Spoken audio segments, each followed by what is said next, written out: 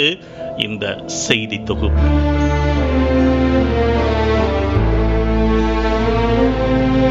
குமரி மாவட்டம் நித்திரவிளை அருகே பொற்றைவாரம் பகுதியை சேர்ந்தவர் 80 வயது செல்லச்சாமி.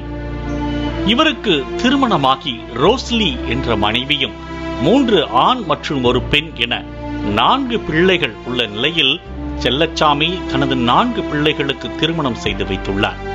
இதனையடுத்து பிள்ளைகள் அனைவரும் தனித்தனியே குடும்பத்துடன் வசித்து வந்த நிலையில் செல்லச்சாமி அவருக்கு சொந்தமான வீட்டில் தனது மனைவியுடன் வசித்து வந்தார். இந்த நிலையில் கடந்த 10 வருடங்களுக்கு முன் அவரது கடைசி மகன் தூக்கிட்டு தற்கொலை செய்து கொண்டு இறந்ததாக கூறப்படுகிறது. அதோடு கடந்த 5 ஆண்டுகளுக்கு முன் அவரது மனைவியும் உடல்நலக்குறைவு ஏற்பட்டு உயிரிழந்த நிலையில் செல்லச்சாமி தனிமையில் வாழ்ந்து வந்தார். இந்த நிலையில் கடந்த 2 வருடங்களுக்கு முன் இவருக்கு சொந்தமான சொத்தை இவரது பாச மகள் பெயருக்கு எழுதி கொடுத்துள்ளார்.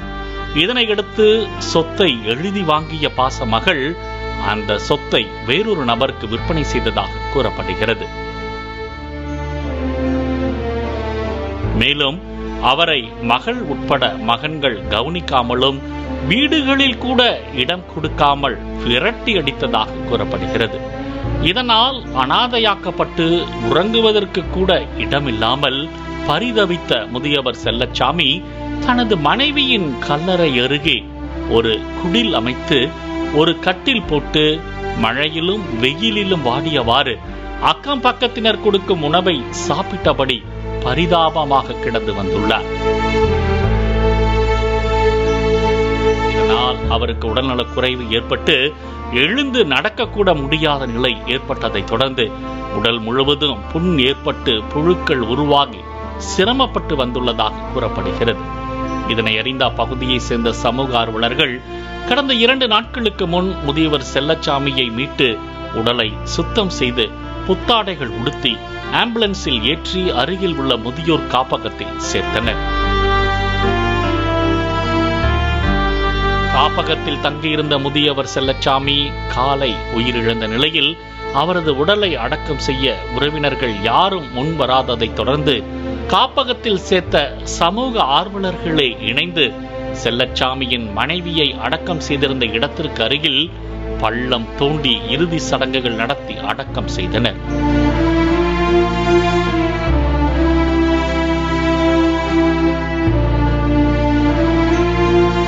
இந்த நிலையில்தான் அங்கு வந்த அவரது பாச மகள் இறுதிச் சடங்குகள் நடப்பதற்கு முன்பே தந்தையின் முகத்தை கூட பார்க்காமல் அலட்சியமாக அங்கிருந்து திரும்பிச் சென்றது அதிர்ச்சியை ஏற்படுத்தியது. அவரது செயல் அங்கு நின்றிருந்த ஊர் மக்கள் மத்தியில் பெரும் அதிருப்தியை ஏற்படுத்தியது. முத்துக்கு முத்தாக வளர்த்த பிள்ளைகள், ஆனால் சொத்துக்கு சொத்தாக வளர்ந்து சொத்துக்களை எழுதி வாங்கிக் கொண்டதும் தந்தையை விரட்டி விட்டு அவரது இறுதிச் சடங்கை கூட செய்யாமல் அனாதையாக்கிவிட்டு சென்றது கர்மா உங்களுக்காக காத்திருக்கிறது என்கிறார்கள் அப்பகுதி மக்கள் வேதனையோடு. பாலிமர் செய்திகளுக்காக கிள்ளியூர் செய்தியாளர் நிதின். பிளே ஸ்டோர் மற்றும் ஆப் ஸ்டோரில் இருந்து பாலிமர் செயலியை QR கோடு மூலம் பதிவிறக்கம் செய்யுங்கள். செய்திகளை உடனுக்குடன் பெறுங்கள்.